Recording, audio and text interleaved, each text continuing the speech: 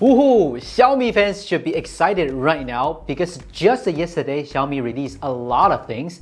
The new phones with new systems, new tablets, new smartwatches and smartbands, new ACs, washing machines and fridges.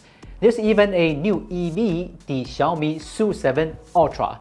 Right now, one of the fastest EVs in the world. Obviously, we don't have the budget to buy everything for reviews, but maybe we can start a crowdfunding project for them? Just kidding. They are also not all going to be released globally, so you won't always be able to buy them either. But what I'm sure is you will definitely be able to buy the Xiaomi 15 and 15 Pro wherever you are. Until we get them, let's check them out in the Xiaomi store. By the way, we are in the process of selecting the Gizmochina Best Smartphone Awards 2024. So if you guys have a worthy phone to recommend, let us know in the comments as well. Stay tuned. And if you want to purchase the Xiaomi 15 in advance, you know where to go to get it. The purchase link is below the video. Luckily, we got our hands on the silver version of the Xiaomi 15, so let's see how the silver Xiaomi 15 will be different from the regular version in terms of accessories. The box still contains the card pins, the manual, but the difference is that the phone case is customized. This clear case is hard and not easily oxidized. As a comparison, the white version has a soft black case. The other parts are just like the other colorways of the Xiaomi 15, 90-watt charger and charging cable. The charger is still USB-A port. The Pro version, other than the black box it comes with, the accessories inside are exactly the same as the standard version, also the power of the charger.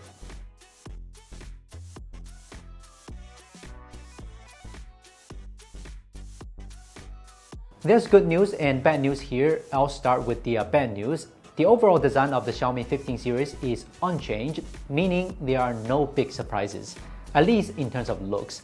Aside from black, white, green, and purple, the Xiaomi 15 comes in 40 customizable colors, which makes it the phone with the most official color variants of any Xiaomi phone at this point. There's even a classic glossy silver version and a diamond limited edition, which is that good news. While the wave texture is sure to be a favorite for some, I personally prefer the flat mirror one. Like the Oppo Find X8 series, the Xiaomi 15 has removed some of the unwelcome designs, such as the nail file texture around the camera. There's also the glossy frame that was very prone to fingerprints that has become frosted.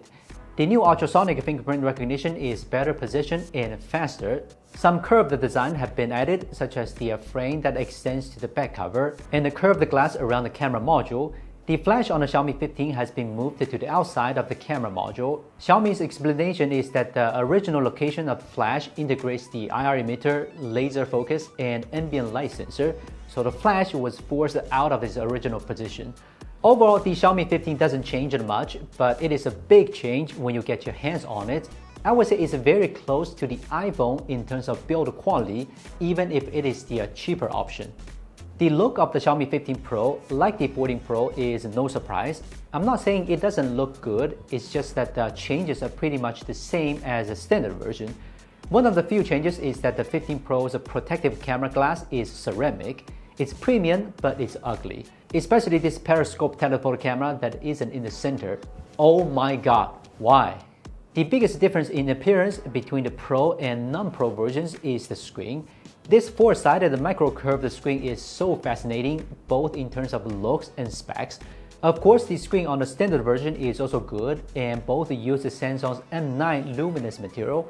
It's just that it does not have that high resolution as the Pro. Considering the smaller size, the PPI won't be much different. Compared to the previous gen, the bezel is also further narrowed, so those of you who like straight screens will be happy. Being the first Snapdragon 8 Elite powered phone, you guys must be wondering how powerful it is. It's said that the CPU is 45% better and the GPU is 44% better compared to the Gen 3. The Antutu bench score is over 3 million, which is the same league as the Dimensity 9400. I have a feeling that this will be the strongest phone chip this year. Since we haven't really used the phone yet, further performance testing will have to wait until it's officially on sale. Subscribe to our channel for the full review of the Xiaomi 15 coming soon. So what's the difference between the Xiaomi 15 Pro and the non-Pro versions? They differ less than you might think. The first thing is the screens. The standard version is a 6.36-inch straight screen. The Pro is 6.73 inches in size with a curved screen. A bigger body can embrace a bigger battery, and the Pro's battery is unquestionably bigger. The battery on the standard version isn't really that small, and it's a significant increase compared to the Xiaomi 14.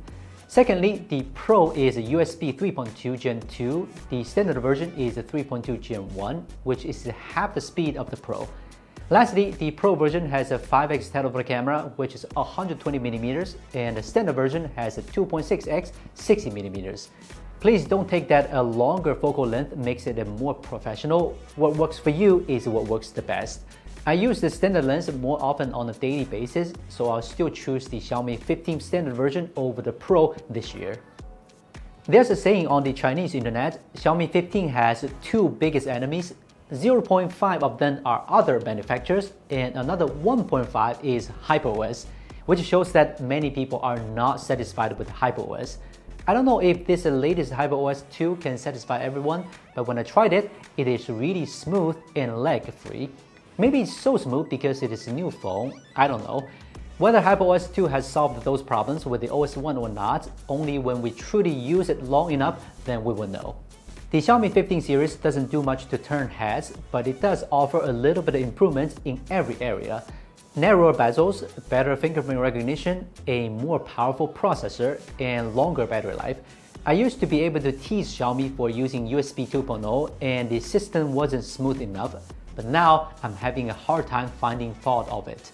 It's true that the price did grow with it, but other manufacturers are also increasing their prices, and the Xiaomi is considered to be the one with a smaller price increase.